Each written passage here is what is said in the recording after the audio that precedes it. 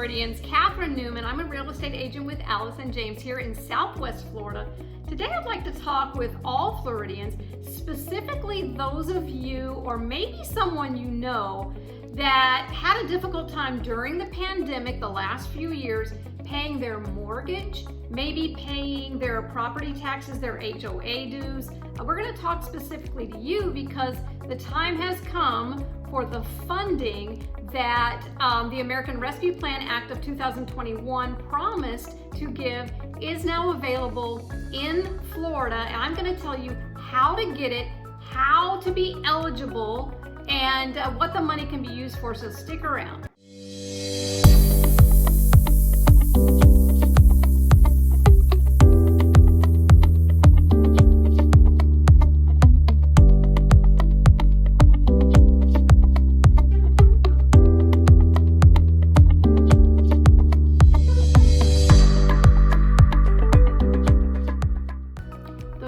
Department of Economic Opportunity created a 48-page document. It's government, so of course it's going to be multiple pages, and it's going to outline how Florida is going to use and distribute those funds. The minimum mortgage assistance per household is $50,000. That's a lot of money, so there's money out there available to you. So here's an abbreviated version and an overview of the eligibility rules. Firstly, you have to have had a qualified financial hardship that occurred after January 21st, 2020. Now, what does that mean? We'll talk about what a qualified hardship is in a few seconds. You have to currently own and live in, that means you already now occupy the residence, the primary residence that has had the hardship that you're a little behind on, whether it's, again, your taxes, your HOA, your mortgage payment. You have to meet income eligibility. We're going to go over that in a second. You must complete and sign a hardship affidavit attesting to the fact that you had a hardship. You've got to have consent forms to sign. You've got to provide documentation to the DEO. Everything has to be signed and documented, and all of those forms are going to be on a link that I give you down below. So definitely check that out. That's where you're going to find that out. And remember that if you own a property with someone else, maybe a spouse or a partner or a child or a family member, only one of you can apply for the hardship assistance, not both of you. So you can't double dip, but you definitely should apply if that is you. So what is a qualified financial hardship? Number one, if you had a job loss or an income reduction of any sort, maybe you lost your job or maybe your hours were cut dramatically, that is considered, of course, an income hardship.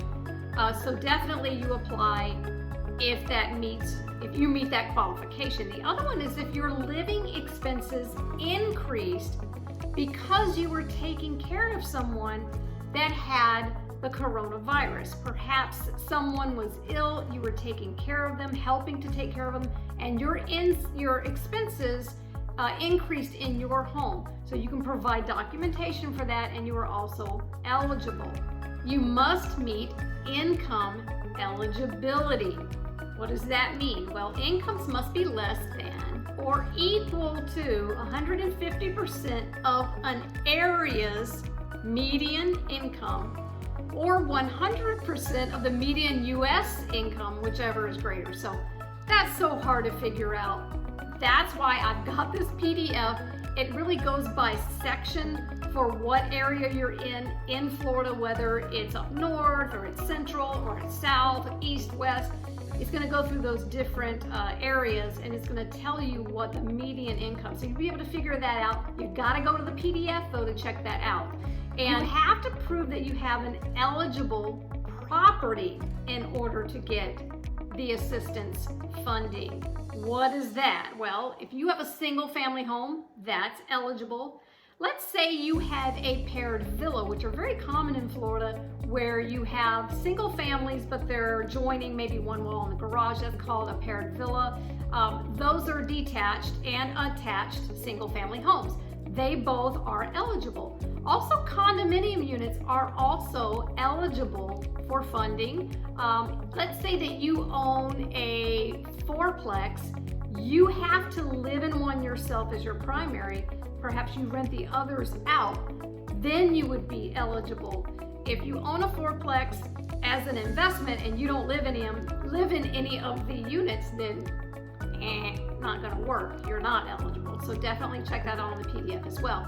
You also are going to get funding if you're in a manufactured home that's permanently affixed and considered real property. Maybe you have a foundation on it.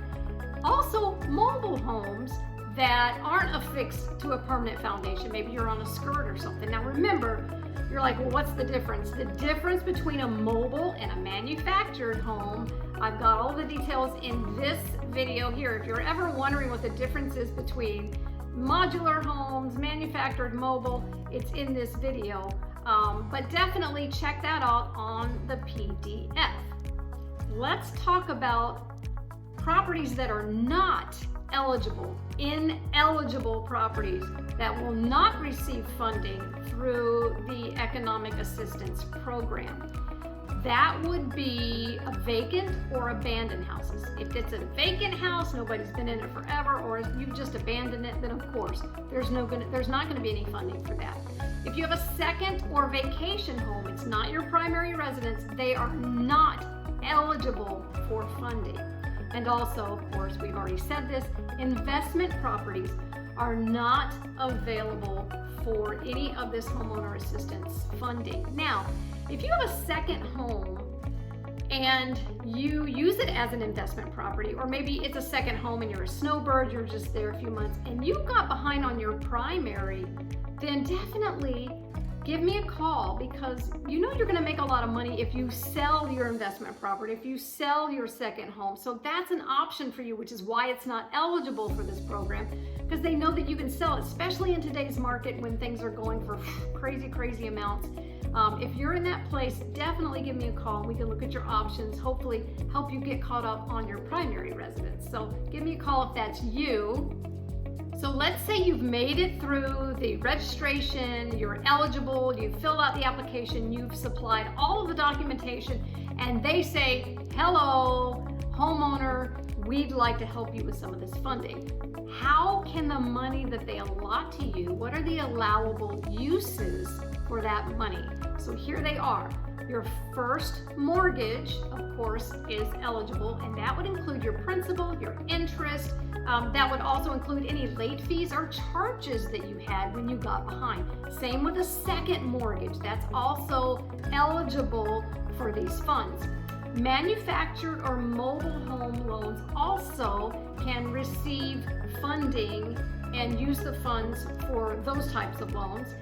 Perhaps you had a down payment assistance when you bought to help with the down payment, and you're paying a little increments every month and you got behind on that. This also can be helpful for down payment assistance programs.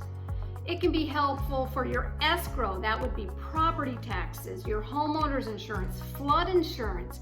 That would also be HOA dues. So definitely check the PDF out. It's going to lay it out. There's even more in there, your utilities, even your internet bill if you got behind on that. Those are all eligible for this funding. So definitely check out the PDF. I would love for you to let me know if you're in this process, how's it going? It's government, so we know sometimes there's a lot of glitches when that happens, when you're trying to apply for something the government is offering, but I'd love to hear from you. Write your comments below. Let me know what the process has been for you. If you're going through the process, if you're going to start the process, I'd love to know how it's going so we can share that with other people that need to go through it. And listen, again, don't hesitate to do it. Those funds are there. Go for it. If you need it, stay ahead, man. Get ahead. Get over all of this crap that we dealt with in the pandemic and get yourself back on your feet And I would love to help you if you have any questions. I'm always here to answer your questions. And please make sure you like this video so I am motivated to make more and bring you helpful information. Hopefully have a friendly face that you can count on to give you information that you need. And also subscribe to my YouTube channel so that you know when my new videos, I put one out every week, are coming out, and you always know there's something there for you, maybe to answer some questions that you've had. So thanks so much for tuning in. I really hope you get the help that you might need, or maybe a friend might need. And I look forward to talking with you next time. See you then.